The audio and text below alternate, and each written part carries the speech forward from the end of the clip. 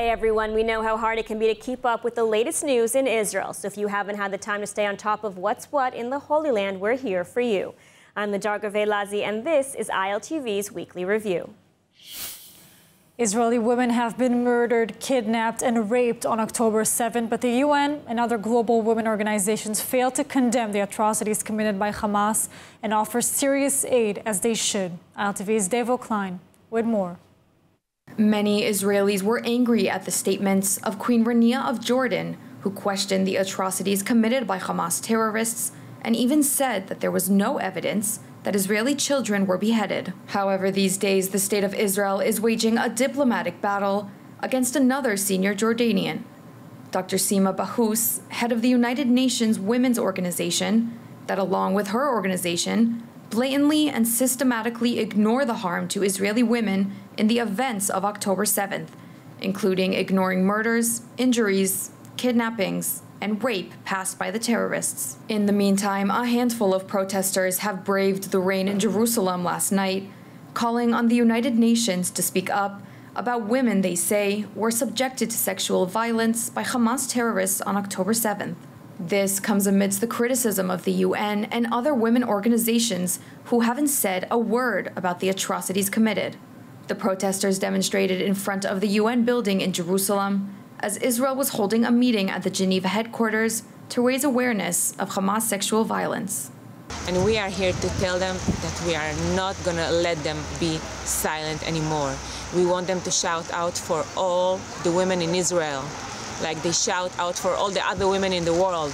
It doesn't matter what your nationality or where you come from. You have to shout out for women that were abused, that were raped. Rape is a crime of war, and we have to stop it now. Now. And we are here to let them know that we are not going to let them be silent. Nothing like that is going to happen. And now, Dr. Pazit Z, our next guest, saw 3 members of her family murdered by Hamas and 7 members of her family taken hostage on October 7th. This week, 6 of them, Shoshan Haran, a grandmother, her daughter Adi Shoham, and Adi's 2 small children, 8-year-old Naveh and 3-year-old Yahel, who you may recognize as the sweet little girl with beautiful blonde curls. And Sharon Avigdori and her 12-year-old daughter Noam Avigdori were all released from Hamas captivity after over 50 days.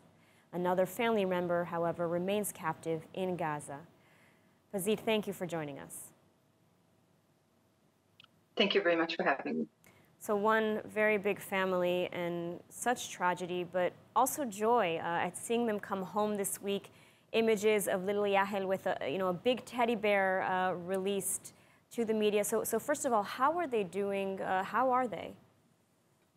Yeah, it is overwhelming, and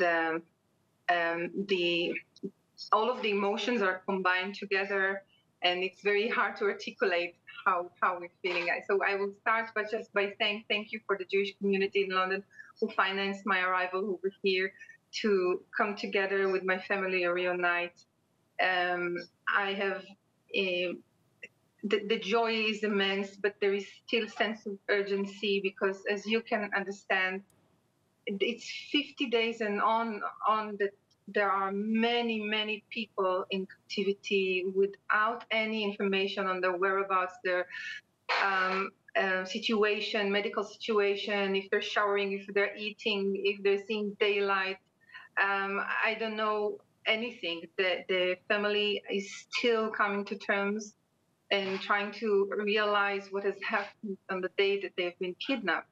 So obviously everybody's needing the space and their room to feel safe and secure.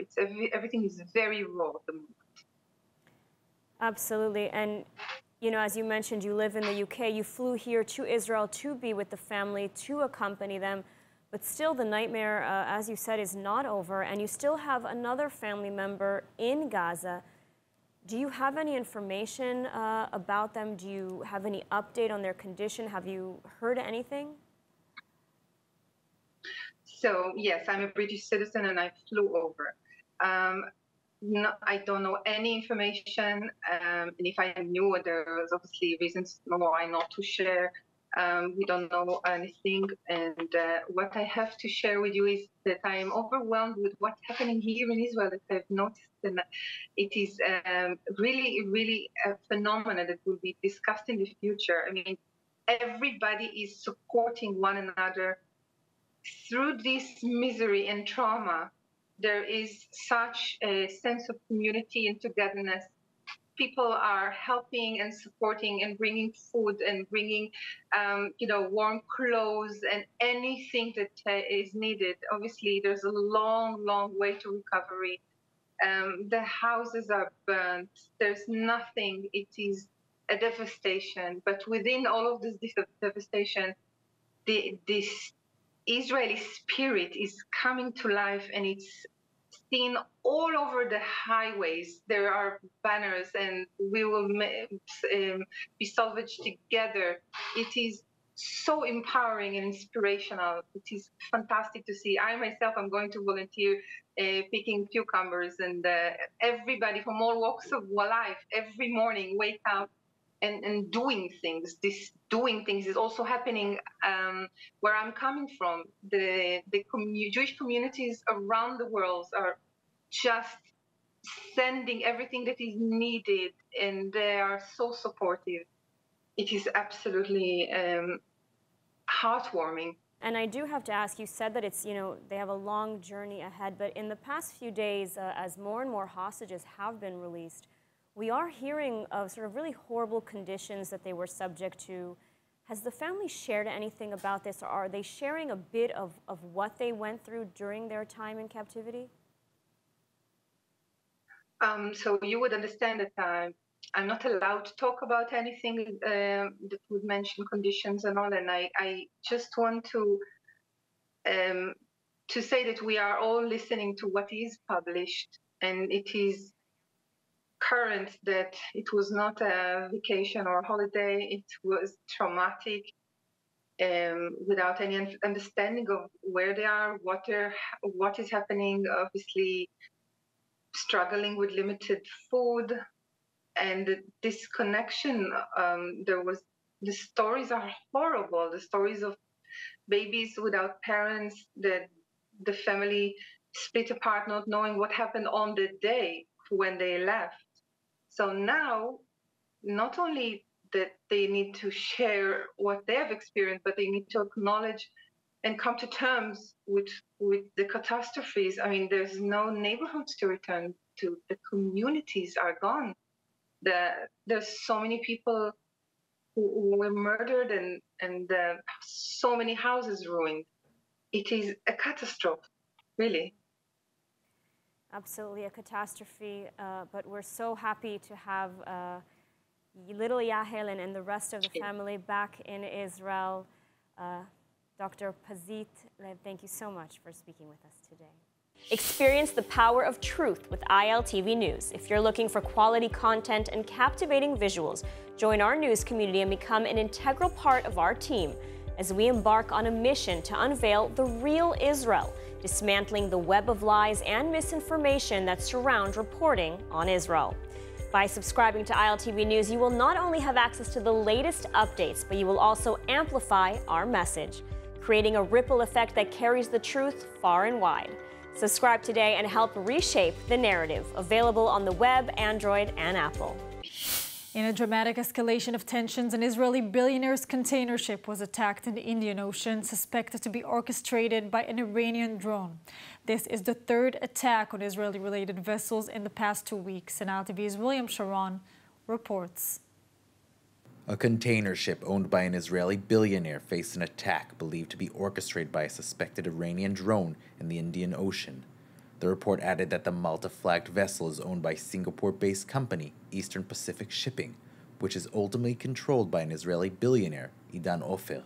An American defense official, speaking anonymously on Intelligent Matters, revealed that the ship, flying the flag of Malta, was targeted by a triangle-shaped bomb carrying a Shahed 136 drone while in international waters. The drone detonated, causing damage to the vessel, but fortunately none of the crew members were injured. This as the United States military is closely monitoring the situation. The ship had previously employed the same strategy while passing through the Red Sea near Yemen, home to the Iranian-backed Houthi rebels. And moving on, Mossad chief David Barnea was in Qatar for talks on a potential further extension for the hostage for pause and fighting agreement between Israel and Hamas, with Israel being open to a further hostage deal. More from ILTV's Steve Leibovitz. Mossad chief David Barnea met top Qatari and Egyptian mediators with the notion of another possible extension to the truce deal that could see more civilian hostages released over the coming days. Talks were being held in a broader framework to see male hostages freed. Israel is said to be open to weighing a further hostage deal once all children and women have been freed. The temporary truce began on Friday and is currently in its 6th day and extends to a 7th day with the release of 10 more hostages tonight.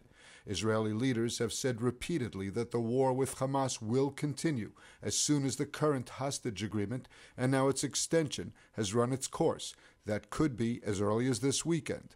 4 days were used to increase the number of hostages that are identified by Hamas, and therefore we reached this number of 20. We are hopeful that in the next 48 hours we will be getting more information from Hamas regarding the rest of the hostages. According to a report in the Washington Post, Hamas is open to release all of the hostages, including soldiers. The captives are reportedly being considered in 5 categories: men too old for army service, female soldiers, male reservists, soldiers, and bodies of Israelis who died in captivity.